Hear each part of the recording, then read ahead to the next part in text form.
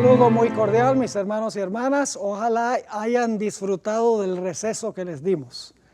Tratamos de dar un par de horas para que puedan relajarse, comer, descansar, para regresar con renovadas energías para estudiar la palabra de Dios. Queremos comenzar con una palabra de oración y entonces terminamos con la última parte del capítulo sobre la espada que mató a la bestia. Y entonces queremos entrar a estudiar la bestia con cuernos de cordero. Así que vamos a inclinar nuestros rostros y vamos a elevar una oración al Señor.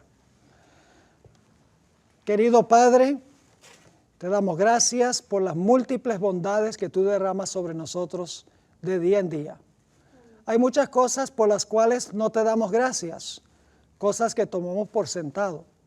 Pero ahora queremos agradecerte por todo lo que haces por nosotros, por la vida, por la salud, por un techo, por tener ropa, por tener alimento, tantas bendiciones que nos das cada día. Especialmente te agradecemos por tu palabra, que es alimento espiritual para nuestra alma. Pedimos que al estudiar esa palabra esta tarde, tu Espíritu Santo nos acompañe. Abre mentes y corazones para que podamos comprender y recibir lo que tienes para nosotros. Y te damos gracias por escucharnos, porque te lo pedimos en el nombre precioso de Cristo Jesús. Amén. Bien, vamos a repasar brevemente lo que hemos estudiado y lo vamos a hacer en forma de pregunta. Y ustedes pueden responder si quieren a las preguntas. En primer lugar, ¿con qué arma mataba a la bestia durante los 1260 años? Mataba con la espada. Y la espada representa la palabra de Dios, ¿verdad? No, yo veo que protestan. ¿La espada qué representa? El poder civil. La iglesia usaba el poder civil para perseguir. Ahora, ¿con qué arma fue herida la bestia al final de su periodo de dominio? Fue herida la bestia con la misma espada. Se le volcó en contra el poder civil. Ahora, quiero preguntar, ¿en qué sentido recibió la bestia la herida mortal? Cuando Francia le quitó el poder, se le volcó en contra, le dio la herida mortal. Entonces yo pregunto, ¿cómo es que se va a sanar la herida mortal?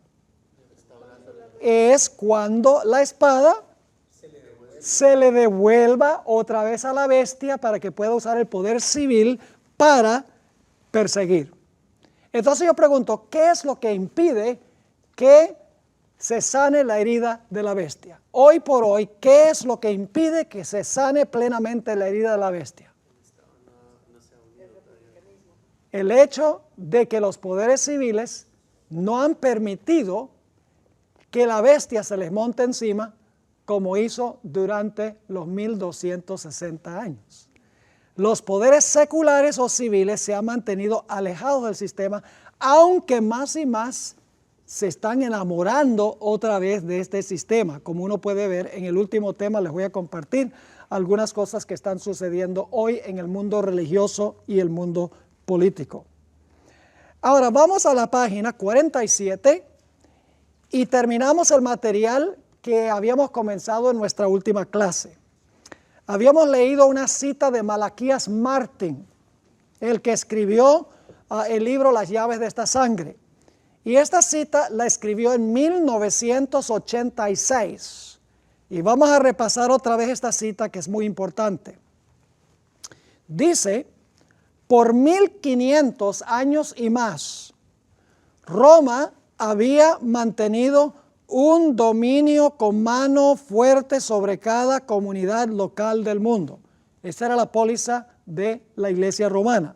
Era mantener un dominio con mano fuerte sobre cada comunidad local del mundo.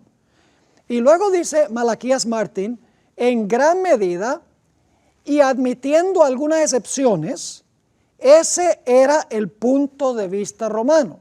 El punto de vista romano era mantener un dominio con mano fuerte sobre cada comunidad local del mundo. Y Malaquías Martin dice, hubo algunas excepciones, pero ese era el punto de vista romano hasta que ¿qué? Hasta que 200 años de inactividad le fueran impuestos al papado por los grandes poderes seculares del mundo. ¿Qué está diciendo él? Que por 200 años el papado ha estado ¿qué? Inactivo.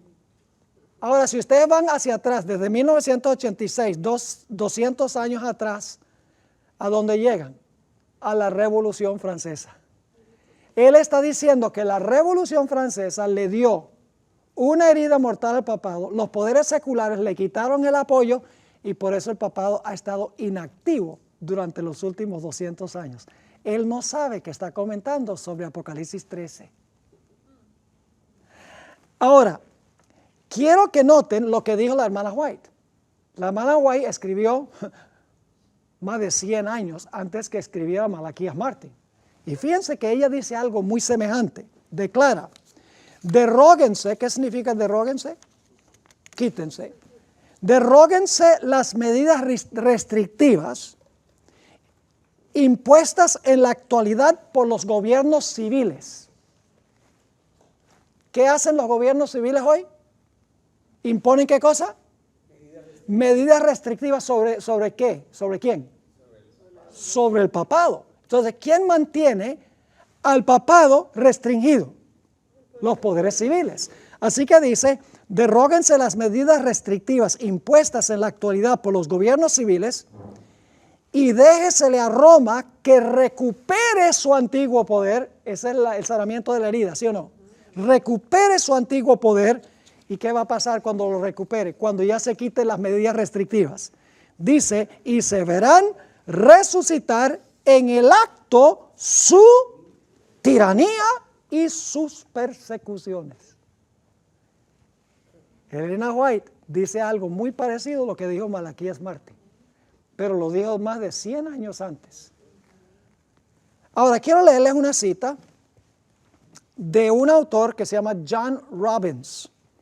Es de la tradición reformada, calvinista, y él concuerda con lo que dijo Malaquías Martín y con lo que escribió Elena G. White. Fíjense esta cita tan extraordinaria.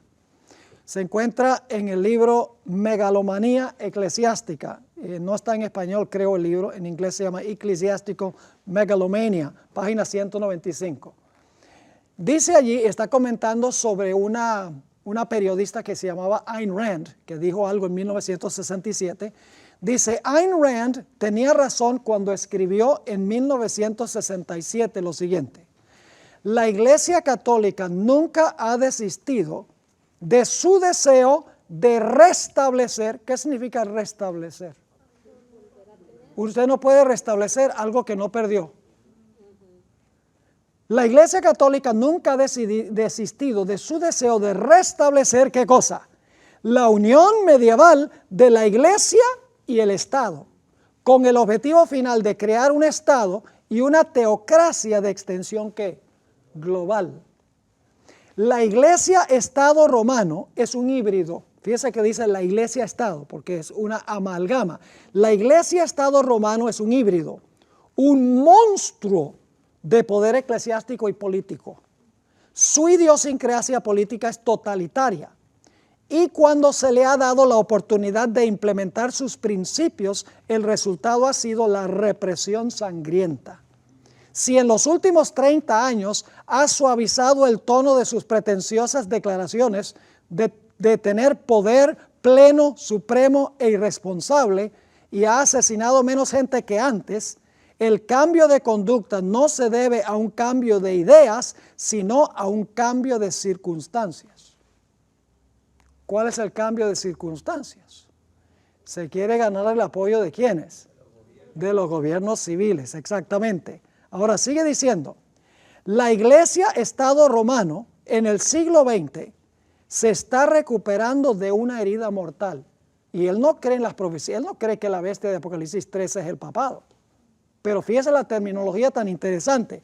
Dice, la Iglesia-Estado romano en el siglo XX se está recuperando de una herida mortal. Y luego hace esta predicción. Si o cuando recupere la plenitud de su poder y autoridad impondrá un régimen más siniestro que cualquiera que el planeta jamás haya visto. Y no está escribiendo un adventista, lo está escribiendo alguien que viene de una tradición presbiteriana. Dave Hunt, quien es un evangélico, murió hace poco, escribió muchos libros sobre profecías. No estamos de acuerdo con la mayoría de lo que él escribió, porque es futurista. Él cree en el restablecimiento del Israel literal, el rapto, la reconstrucción del templo de Jerusalén, todas esas cosas él cree. Pero dijo algo muy interesante en cuanto al papado. Dice, ¿por qué quieren los líderes del mundo irse a la cama con el Vaticano? Fíjense qué interesante, está usando terminología de ¿qué? De fornicación, ¿verdad? ¿Por qué quieren los líderes del mundo irse a la cama con el Vaticano? Todos los gobernantes políticos del mundo actual se dan cuenta que el Papa posee un poder que en muchos sentidos es mayor que el de ellos. Los gobiernos más poderosos del mundo no solo cultivan relaciones amistosas con la Iglesia Católica Romana, por tener esta más de 900 millones de miembros y una riqueza enorme. Es también porque los ciudadanos del Vaticano se hallan en números significativos en casi todos los países. Estos ciudadanos constituyen una red internacional que alcanza hasta el interior de los grandes centros de poder del mundo. Ahora es interesante notar qué más dijo Malaquías Martín en su famoso libro Las llaves de esta sangre. Estoy citando del libro en inglés, yo traduje este párrafo, la página 18 dice Malaquías Martín: hay una gran similitud que comparten estos tres competidores globales. Cuando él habla de tres competidores globales, está hablando del capitalismo occidental, está hablando del comunismo y del catolicismo. Él dice, los tres están compitiendo por el dominio mundial. Y él dice, hay una gran similitud entre los tres. Ahora, ¿cuál es la similitud? Dice, cada uno tiene en mente un gran plan para establecer un gobierno global.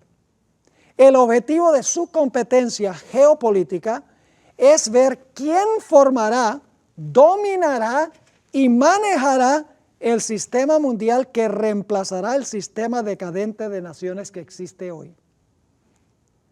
Ya el comunismo en gran medida vio su día.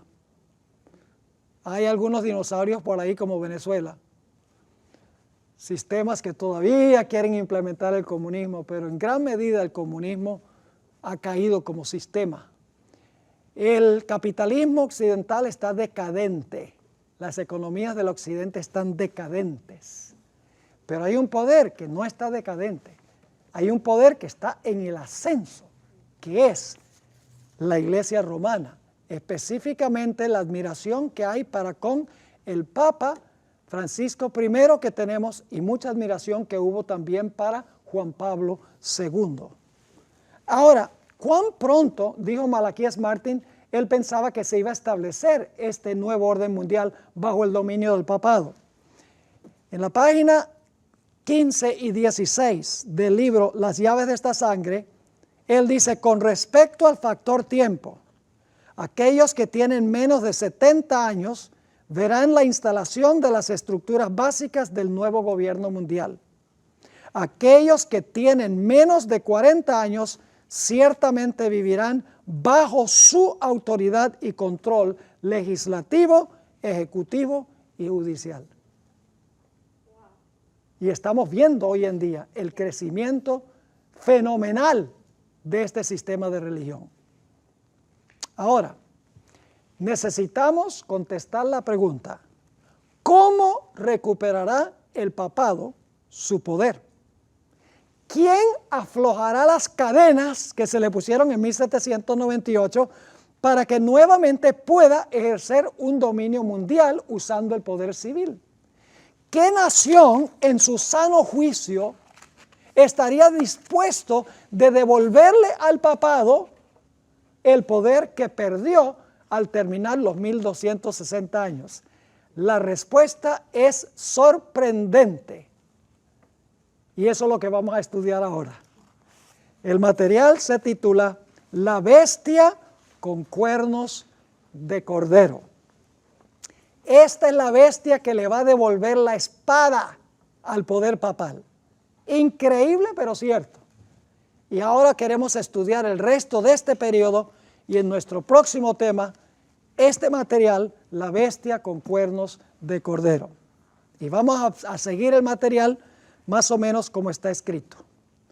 Apocalipsis 13:11 describe otra bestia que se levanta de la tierra, porque la primera bestia se levantó del mar, ¿verdad?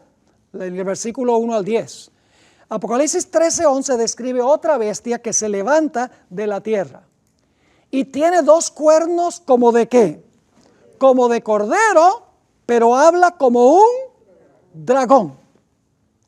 Esta bestia va a obligar a todo el mundo a adorar a la primera bestia, que fue herida con la espada.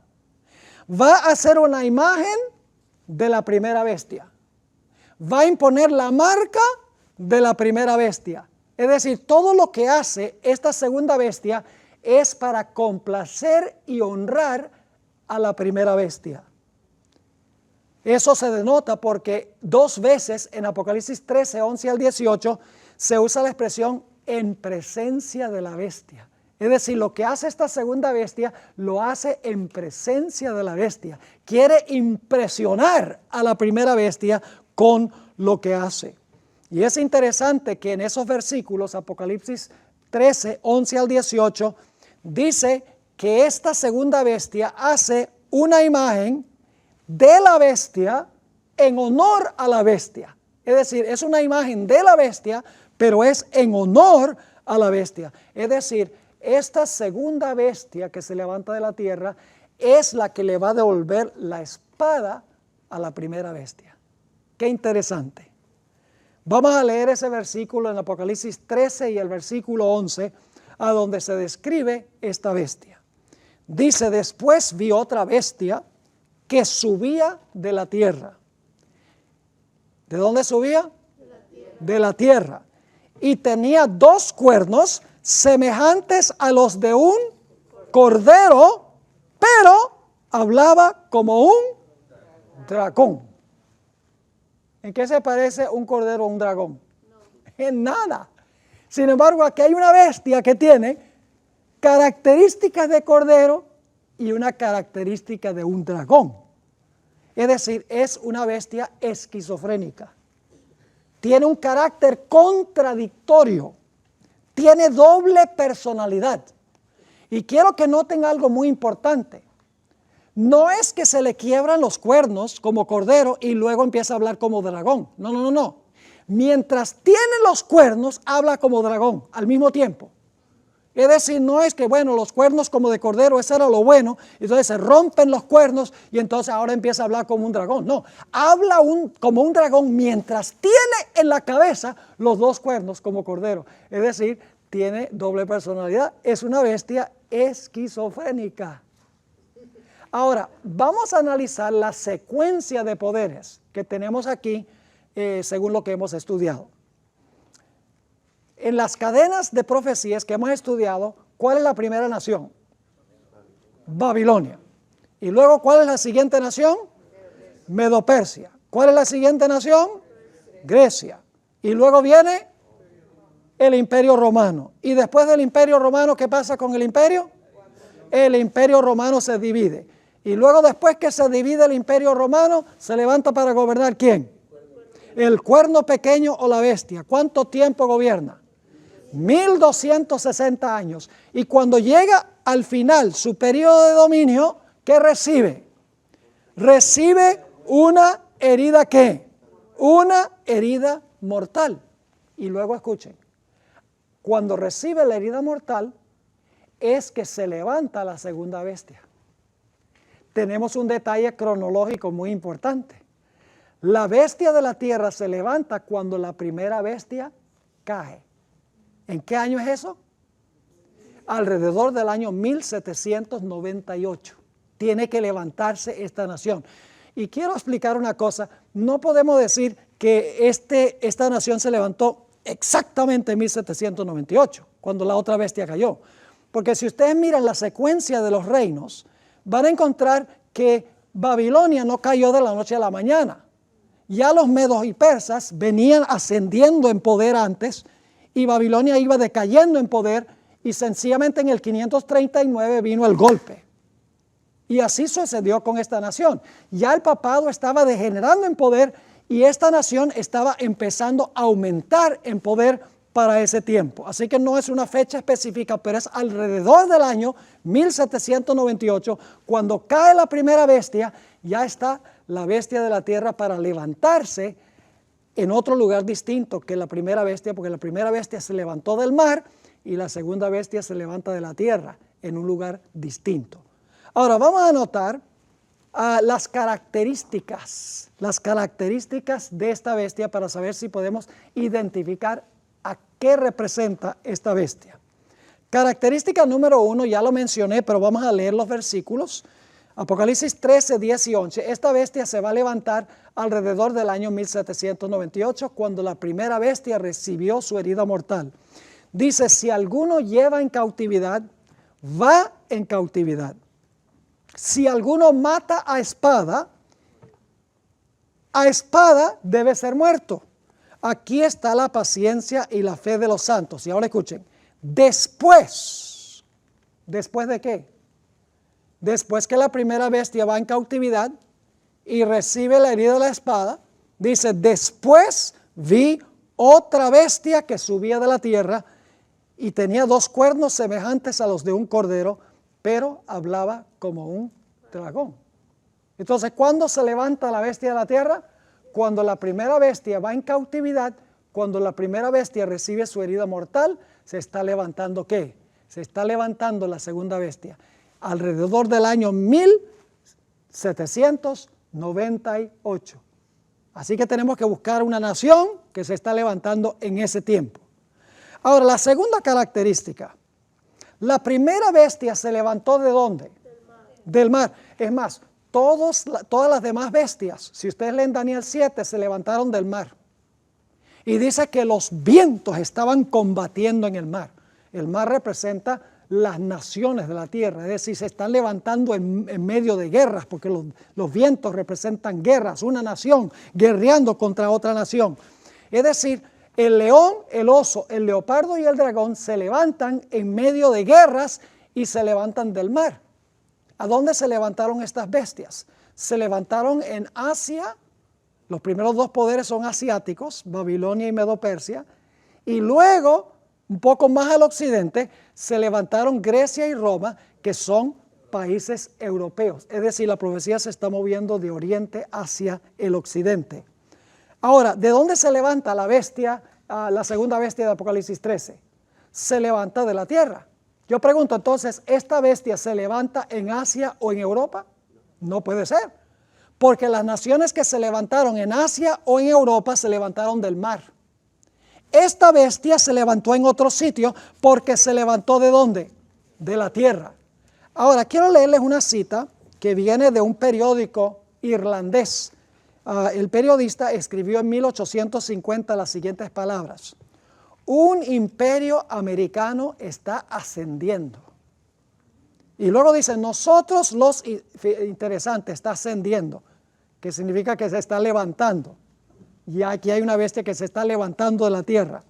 Luego dice, nosotros los isleños, que son los irlandeses, no tenemos ni idea de los eventos extraordinarios que en medio del silencio de la tierra están añadiendo diariamente al poder y el orgullo de esta nación gigantesca. Interesante que este periodista usara la expresión, ¿qué cosa? Se levantó en medio del silencio de la tierra. No en medio de vientos y ruido y guerras, sino en el silencio de la tierra estaba ascendiendo al poder. En 1975, Daniel Bernstein, quien era el bibliotecario de la Biblioteca del Congreso de los Estados Unidos, una de las bibliotecas más grandes del mundo, dio una serie de discursos en Londres. Y quiero que noten lo que él dijo en uno de esos discursos. Él dijo, la fertilidad especial de los Estados Unidos consistía en el hecho de que su territorio estaba vacante. Las naciones que se levantaron en Europa y en Asia se levantaron donde había mucha población. Pero este poder se levantó de la tierra donde no había aguas, a donde no había muchedumbres de personas. Era un país que estaba vacante. Así que la primera característica es cuándo se levanta, alrededor de 1798. La segunda característica es a dónde se levanta. No es en Asia ni Europa, porque no se levanta del mar. Se levanta en la tierra en un lugar donde no hay aguas, un lugar vacante, donde tampoco hay vientos. No se levanta en medio de las guerras. Característica número 3.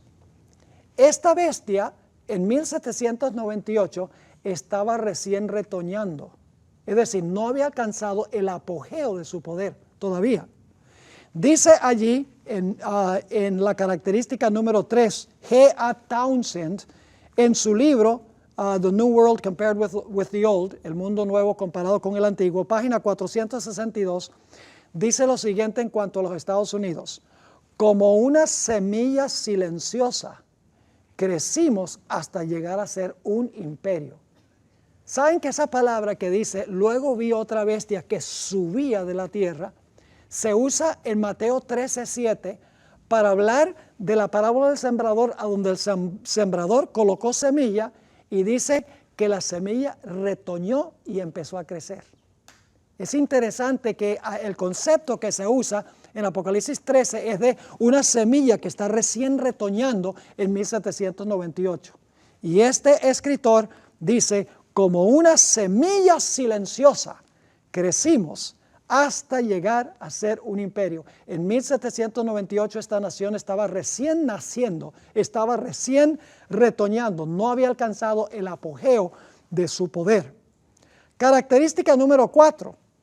Ya tocamos algunos puntos de esto, pero hay otro punto que quiero recalcar. Y es que las bestias de Daniel 7 se levantaron en Asia y en Europa. Babilonia y Medo-Persia son países o eran países asiáticos.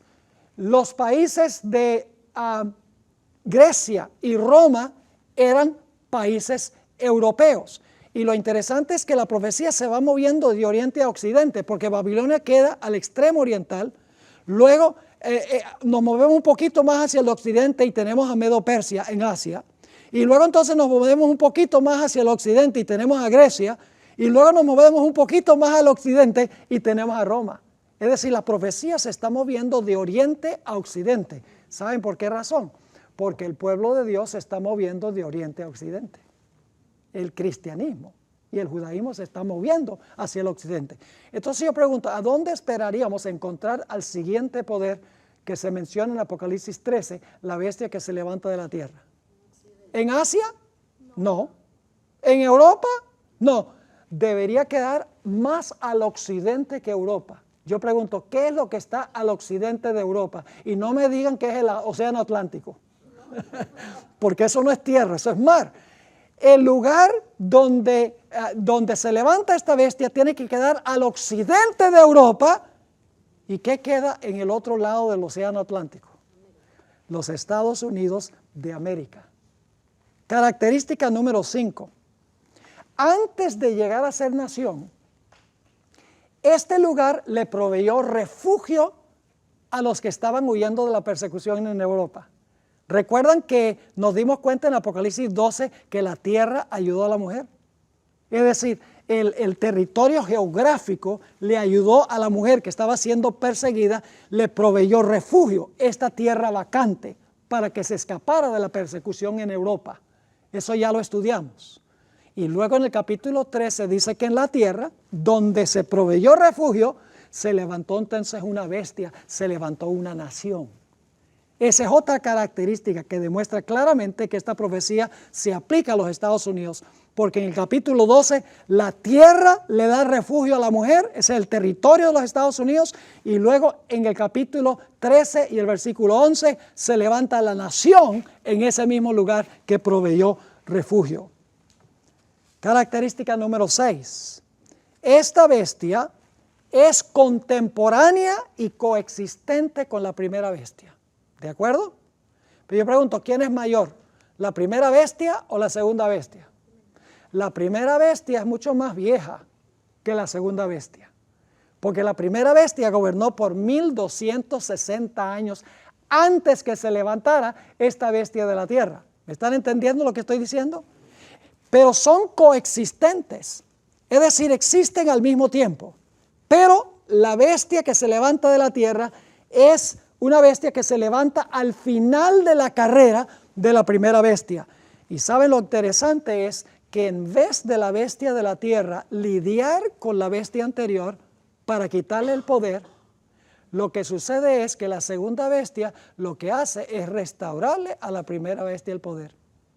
¿Se han dado cuenta que las demás bestias, el oso viene y acaba con el león, y el leopardo viene y acaba con el oso, y el dragón viene y acaba con el leopardo? Es decir, cada nación sucesiva conquista y destruye a la nación anterior para tomar el poder, pero esta bestia es distinta, porque esta bestia no pelea con la primera bestia para quitarle el poder. Esta bestia que se levanta de la tierra, la Biblia nos dice que más bien se vuelve socio de la primera bestia y le ayuda a recuperar el poder que perdió en 1798. Dice que esta bestia, si ustedes leen Apocalipsis 13, 11 al 18, dice que esta bestia hace una imagen de la primera bestia. Dice que manda a todos a adorar a la primera bestia. Dice que impone la marca de la primera bestia. Todo lo que está haciendo esta nación es ayudando a la primera bestia a recuperar su poder. Muy distinto que las demás bestias que pelearon con la bestia anterior. Esta bestia lo que hace es ayudar a la primera bestia a recuperar el poder que perdió, le devuelve, en otras palabras, la espada. Última característica. Nos dice el libro de Apocalipsis que después de un tiempo, esta bestia que recién estaba retoñando en 1798, se convierte en una potencia mundial, económicamente, políticamente y militarmente. Y ustedes dicen, ¿cómo sabemos eso? Porque es un poder, en primer lugar, que va a prohibir comprar y vender. Según dice la profecía de Apocalipsis 13, tiene que ser una potencia mundial económica para hacer eso. Además de eso, es una fuerza política extraordinaria, porque va a mandarle a todo el mundo que adore a la primera bestia, que haga una imagen de la primera bestia y que imponga la marca de la bestia. Y es un poder militar, porque si la gente no hace lo que dice, los va a matar. Es decir, que de un crecimiento pequeño, de una nación pequeña, esta nación se iba a volver una superpotencia mundial, económicamente, políticamente y militarmente.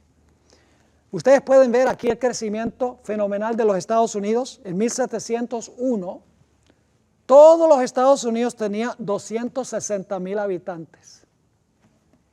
En 1776, cuando se firmó el Acta de la Independencia, Declaración de Independencia, todo el país tenía 2,8 millones de habitantes. En 1800, solamente 24 años más tarde, tenía 5,236,000. En 1900, 100 años después, había crecido hasta tener 76,212,000. En 1950, solamente 50 años más tarde, el país tenía 151,325,000. Y en el año 2009, que es la última cifra que tengo aquí, el país desde 1950 al 2009, que son menos de 60 años, había crecido de 151 millones a 310 millones de habitantes. Una nación que creció de la nada, que en 1798 estaba creciendo recién como una semilla, que no se podía considerar como una potencia mundial, pero que hoy por hoy controla la economía mundial. Dicen que cuando los Estados Unidos estornuda, al mundo le da gripe. Y yo creo que eso es verdad económicamente. Cuando los Estados Unidos caen, todos los países quedan afectados. Militarmente, ni hablar. de la potencia que tienen los Estados Unidos. Y políticamente, mucho poder. Es una superpotencia mundial. Así que las características claramente nos demuestran que esta bestia que se levanta de la tierra representa a los Estados Unidos de América. Ahora, vamos a notar qué representa una bestia en las profecías. Ya hemos estudiado que las bestias representan naciones, así que si esta bestia se levanta, tiene que ser otra ¿qué? Tiene que ser otra nación, ¿verdad? Esta bestia que se levanta de la tierra tiene que ser una nación. Porque en la Biblia, bestias simbolizan naciones. Ahora, quiero leer una cita de Adam Clarke, un gran comentarista bíblico, quien dijo esto en cuanto a esta bestia que se levanta de la tierra. Dice, ya que hemos demostrado que una bestia representa un reino o un imperio, el ascenso de esta segunda bestia debe representar el ascenso de otro imperio. ¿Les quedó clarito? Está siendo consistente en su interpretación. Él dice, ya hemos visto que las demás bestias son reinos o son naciones, por lo tanto, esta bestia que se levanta de la tierra tiene que representar una ¿qué? Una nación. Ahora, hay otro punto. Esta bestia tiene dos cuernos como de cordero. Ahora surge la pregunta, ¿qué representan los dos cuernos como de cordero? Quiero leerles otra vez la cita de Adam Clarke, muy interesante. Dice lo siguiente, así como la bestia con 7 cabezas y tenía 10 cuernos, y estos representan los muchos reinos que se aliaron para apoyar a la iglesia latina, es decir, para apoyar a la iglesia romana, de la misma manera los dos cuernos que tiene esta bestia que se levanta de la tierra, deben representar dos ¿qué? Dos reinos. Pues si los 10 representan 10 reinos, está diciendo los dos también deben representar ¿qué? También deben representar reinos. Y luego dice, pues si los cuernos de una bestia representan reinos en una parte de Apocalipsis, este símbolo también debe representar reinos cuando se usa en forma similar en otras partes del mismo libro. Está siendo consistente. Una bestia representa una nación. En la Biblia, cuernos representan reinos. Así que estos dos cuernos deben representar dos ¿qué? Deben representar dos reinos. Y yo sé que ustedes se están preguntando y están diciendo, bueno, pero los Estados Unidos es una nación, pero los Estados Unidos tiene dos reinos entonces. Bueno, tenemos que mirar a ver cómo es este asunto. El paralelo más cercano en la Biblia que tenemos a esta bestia se encuentra en Daniel 8. Vayan conmigo a Daniel 8 y vamos a leer el versículo 3 y el versículo 20. Daniel 8 y el versículo 3 y el versículo 20. Dice aquí, alcé los ojos y miré, y he aquí un carnero, una bestia, ¿verdad? Una sola bestia, un carnero, que estaba delante del río y tenía dos ¿qué? Aquí tenemos una bestia que tiene dos cuernos. Dice, tenía dos cuernos, y aunque los cuernos eran altos, uno era más alto que el otro, y el más alto creció después. Ahora, ¿qué representan estos dos cuernos? Bueno, sabemos que el carnero representa una nación. ¿Qué representan los dos cuernos? Versículo 20. En cuanto al carnero que viste, que tenía dos cuernos, estos son los reyes de Media y de Persia. Una nación que se compone de dos reinos. ¿Está claro ese punto o no? Una sola nación. La nación medo-persa, pero la nación medo-persa tenía dos ¿qué? Tenía dos reinos.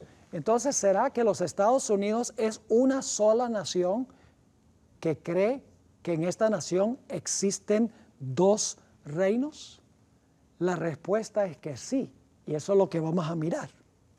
Ahora, esta es la única profecía en la Biblia a donde se identifica qué clase de cuernos tenía una bestia. Por ejemplo, la bestia que tenía 10 cuernos sencillamente dice que tenía 10 cuernos. No especifica qué clase de cuernos.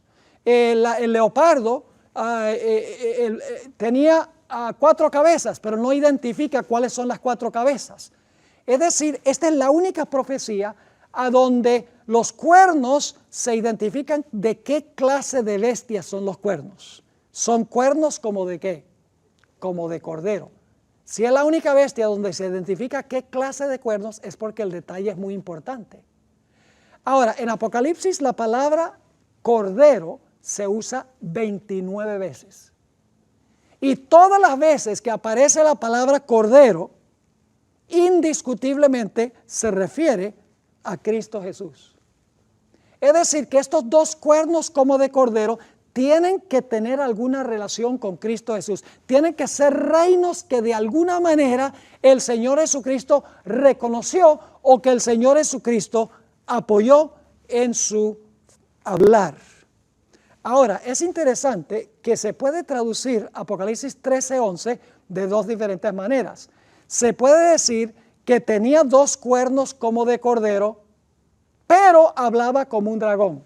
Es decir, es un contraste entre los dos cuernos como de cordero y la voz del dragón. Así que se puede decir, tenía dos cuernos como de cordero, pero hablaba como un dragón. Pero también se puede traducir, tenía dos cuernos como de cordero y hablaba como un dragón. Es decir, que tenía los dos cuernos y al mismo tiempo que tenía los dos cuernos, hablaba como un dragón. Ahora escuchen bien. Los cuernos como de cordero son el lado positivo de esta bestia, mientras que la voz del dragón es el lado negativo de esta bestia. Es decir, esta bestia tiene una dimensión positiva y tiene una dimensión negativa. La dimensión positiva son los dos cuernos como de cordero que se identifican con Jesús. Mientras que la voz del dragón, todos sabemos que representa el dragón. El dragón representa a Satanás. Y no solo Satanás, sino ¿qué cosa? Roma. Ahora, debe ser entonces que esta nación va a profesar una cosa, pero en la práctica va a implementar otra. Va a profesar creer en los dos reinos que reconoció Jesús, pero al mismo tiempo va a negar lo que enseñó el Señor Jesucristo. Quiero leerles del Conflicto de los Siglos, página 495 y 96. Dice, los cuernos como de cordero y la voz del dragón, del símbolo, indican una extraña ¿qué? Una extraña contradicción. Es decir, están en contraste entre lo que profesa ser y lo que practica. Así que vuelvo a leer, los cuernos como de cordero y la voz del dragón del símbolo indican una extraña contradicción entre lo que profesa ser y lo que practica la nación así representada. Solo en flagrante violación de estas garantías de la libertad de la nación, y las garantías las da la Declaración de Independencia y la Constitución, es como se puede imponer por la autoridad civil la observancia de cualquier deber religioso. Pero la inconsecuencia de tal procedimiento no es mayor que lo representado por el símbolo. Es la bestia con cuernos semejantes a los de un cordero que profesa ser pura, mansa, inofensiva, que habla como un dragón. Es decir, hay una contradicción entre lo que esta nación profesa y lo que practica. En la profesión, esta nación profesa creer en los dos reinos que creó Jesús, que creyó Jesús. Pero en la práctica no tiene el mismo concepto de estos reinos que tuvo el Señor Jesucristo. Ahora necesitamos entonces preguntarnos, ¿cuáles dos reinos reconoció Jesús? Si son dos cuernos como de cordero, y los cuernos de cordero representan dos reinos en una misma nación, entonces, ¿qué representan? ¿Cuáles son los dos reinos que reconoció el Señor Jesucristo? ¿Ustedes recuerdan cuáles son los reinos que reconoció Jesús? El Cordero de Dios. El poder civil y el poder religioso. ¿Juntos o separados? Separados. Note lo que dice en Mateo 22 y solo voy a leer el versículo 20 y 21. Entonces les dijo Jesús, ¿de quién es esta imagen y la inscripción en esta moneda? Le dijeron, de César. Y les dijo, dad pues a César lo que es de César y a Dios lo que es de Dios. ¿Cuántos reinos reconoció Jesús? dos. La nación representada aquí debe ser una sola nación que reconoce los dos reinos que reconoció Jesús, que son el reino civil y el reino religioso. No juntos, sino que separados uno del otro. César con su función y la iglesia con su función. Ahora Jesús amplió su concepto de los dos reinos. Noten lo que dice en Juan 18:36. Esto lo hemos leído ya, pero vamos a leerlo de nuevo porque tiene relación con lo que estamos estudiando ahora. Juan 18:36. Respondió Jesús: mi reino no es de este mundo. Pregunta, ¿cuántos reinos reconoció Jesús? Dos. ¿Tenía él un reino? Sí. ¿El mundo tenía otro reino? Claro que sí. Y Jesús dijo, mi reino y el del mundo, ese es un mismo reino. Yo uso el del mundo como yo quiera. No. Jesús dijo, mi reino no es de este mundo. Si mi reino fuera de este mundo, mis servidores pelearían para que yo no fuera entregado a los judíos, pero mi reino no es de aquí. ¿Jesús reconoció cuántos reinos? Dos. Dos cuernos como de cordero. Los cuernos representan reinos. Los reinos que reconoció Jesús. El poder civil y el poder religioso. No juntos, sino que separados. Ahora, vamos a repasar un poquito lo que estudiamos cuando hablamos de los eventos finales de Jesús. En Juan 19 y el versículo 11, encontramos que el Señor Jesucristo reconoció la legítima autoridad del gobierno civil de Roma. Dice allí en Juan 19:11, respondió Jesús a Pilato, ninguna autoridad tendrías contra mí si no te fuese dada de arriba. Yo pregunto, ¿Pilato tenía poder porque Dios lo había colocado ahí para gobernar? Sí, pero ¿lo colocó para gobernar como pastor de la iglesia? No, lo colocó para gobernar en asuntos civiles, pero Dios lo había colocado allí. Ahora yo pregunto, ¿Jesús fue crucificado por una coalición o una unión de la iglesia con el Estado? ¿Por una unión de la iglesia con el Estado, sí o no? Claro que sí, ya lo hemos estudiado. La iglesia apeló al poder civil para que el poder civil diera el visto bueno para que Jesús fuera, ¿qué? Exterminado. Jesús fue llevado a una inquisición ante la iglesia. Ya lo estudiamos, claro que sí. ¿El tribunal eclesiástico lo inculpó de herejía? Sí. ¿Emitió el decreto de muerte contra él? Sí, pero necesitaban la ayuda de la espada del Estado. Así que lo llevaron ¿a dónde? A Pilato, el poder civil. Ve, la iglesia apelando al poder del Estado, uniendo los dos reinos que Jesús dijo se deben mantener separados. Ahora, el mismo Pilato, nosotros vimos, entendió que había dos reinos con dos leyes. Dice en Juan 18:31, entonces les dijo Pilato a los judíos, tomadle vosotros y juzgadle según vuestra ¿qué?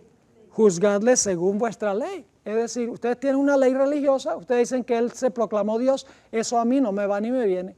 Que Él quebrantó el sábado, ese no es el día que guardo yo, ese no es mi esfera de autoridad. Ustedes dicen que Él tomó el nombre de Dios en vano, pues yo no tengo el mismo Dios que tienen ustedes. Así que Él no ha violado ninguna ley civil de Roma, júzguenlo ustedes de acuerdo a la ley de ustedes. Pero entonces ellos dicen, en el versículo 31, dice, y los judíos le dijeron, a nosotros no nos está permitido ¿qué? No nos está permitido dar muerte a nadie. Jesús fue martirizado por una nación que empleó el poder civil para lograr sus propósitos. Y como vimos, Pilato entregó a la muerte a un hombre que 3 veces declaró ser inocente, que no era culpable de ningún delito en contra del Imperio Romano, y fue por 2 razones. Primero, por temor a perder su puesto político, y en segundo lugar, porque temía que hubiese un tumulto y él no quería que hubiese insurrección en la sociedad. Entonces, resumiendo lo que hemos estudiado en cuanto a esta bestia que se levanta de la tierra, ¿representa una nación, sí o no? Sí, Pero esa nación reconoció la existencia de dos ¿qué? De dos reinos dentro de esa nación. Y son los mismos reinos que reconoció ¿quién? Jesús. Por eso son cuernos como de cordero. Son los dos reinos que reconoció Cristo Jesús. Ahora la pregunta clave será que los Estados Unidos, a sus comienzos en sus documentos de incorporación como nación, reconoció que en esta sola nación existen dos reinos y que esos dos reinos se deben mantener separados. Aquí es lo que viene bien interesante, la historia del establecimiento de este país. Pero primero déjenme leerles una cita del Conflicto de los Siglos, página 493, a donde Elena White habla de esta bestia que se levanta de la tierra. Recuerden que Elena White está escribiendo esto en 1888. Hace muchísimo tiempo Elena White escribió esto. Dice, ¿cuál era en 1798 la nación del Nuevo Mundo cuyo poder estuviera entonces desarrollándose, prometiendo ser una nación fuerte y grande, capaz de atraer la atención del mundo? Pregunta ella. La aplicación del símbolo no admite duda alguna. Una nación y solo una responde a los datos que especifica esta profecía. Incuestionablemente se trata aquí de los Estados Unidos de Norteamérica. Ahora, la historia de los Estados Unidos se puede dividir en dos grandes segmentos. Se puede dividir en primer lugar en la época colonial. En ese tiempo todavía no era nación, eran colonias de Inglaterra. Ese periodo dura desde 1620, cuando llegaron los peregrinos a los Estados Unidos, al territorio de los Estados Unidos, y 1776, cuando se firmó el acta o la Declaración de Independencia de los Estados Unidos. El segundo periodo de la historia de los Estados Unidos es lo que yo llamo el periodo constitucional, y eso dura desde 1776 hasta el presente, hasta el día de hoy, porque es una nación que tiene constitución, es una nación que es una república. Ahora fíjense que los padres constitucionales de los Estados Unidos, y cuando digo los padres constitucionales son los fundadores de la patria, gente como Thomas Jefferson, Juan Adams, George Washington, James Madison, Benjamin Franklin. Estos hombres que fundaron los Estados Unidos como nación conocían tres cosas muy bien. En primer lugar, conocían la historia de la iglesia en Europa durante la Edad Media. Se conocían esa historia al derecho y al revés. En segundo lugar, conocían la historia de los Estados Unidos en la época colonial. Se lo sabían de memoria. Y en tercer lugar, conocían sus Biblias. No eran ignorantes de ninguna de estas cosas. Sabían estos tres. ¿Qué había pasado cuando se unió la iglesia con el Estado en Europa durante las Edades Oscuras? ¿Qué había pasado en la época colonial cuando en los Estados Unidos se unió también el Estado con la iglesia, los magistrados con la iglesia? Y sabían lo que decía la Biblia en cuanto a la unión de la iglesia con el Estado. Tenían el beneficio de estas tres fuentes. Mencioné que conocían muy bien la historia de Europa durante la Edad Media. En efecto, lo interesante es que estaban viviendo cuando estaba terminando el periodo de dominio de la primera bestia. ¿Saben algo interesante? Los documentos de incorporación de los Estados Unidos, que son tres, son la Declaración de Independencia en 1776, luego la Constitución, la ratificación de la Constitución en 1787, y luego el Acta de Derechos, que se conoce como el Bill of Rights, que son las primeras 10 enmiendas a la Constitución, se aprobó en 1791. Es decir, los fundadores de los Estados Unidos estaban viviendo ya casi en el momento cuando la primera bestia iba a recibir su herida mortal. Esta nación se incorporó inmediatamente al final del periodo en que la primera bestia estaba llegando al final de su poderío. ¿Y saben algo interesante? La primera nación en reconocer diplomáticamente a los Estados Unidos como una nación fue Francia en 1798. Qué interesante que en esa fecha, cuando la primera bestia cayó, cuando Francia le dio la herida mortal, Francia, el primer país en reconocer a los Estados Unidos como una nación independiente. Esto no es coincidencia. Esto en realidad está operando de acuerdo a la providencia de Dios. Así que lo interesante es que cuando la primera bestia estaba por caer en 1798, la segunda bestia de la tierra estaba por levantarse de la tierra para establecer la nación de los Estados Unidos, como veremos en nuestro próximo segmento, con dos reinos en la nación, con dos principios fundamentales sobre los cuales fue establecido el país. Esos dos principios eran libertad civil y libertad religiosa. Se conoce como republicanismo o protestantismo. La idea de una iglesia sin papa y de una nación sin rey, donde el poder radicaba en las manos del pueblo, un gobierno del pueblo, para el pueblo y por el pueblo. Un gobierno donde la gente se gobierna a sí misma a través de sus representantes. Una nación a donde se le diera plena libertad a la iglesia para funcionar y al mismo tiempo se le diera plena libertad al poder civil para que también pudiera gobernar, pero no juntos ni revueltos, sino separados. Dos reinos en una misma nación, el poder civil y el poder religioso en una misma nación. Esa característica cuadra perfectamente con la historia de los Estados Unidos, como veremos en nuestro próximo segmento.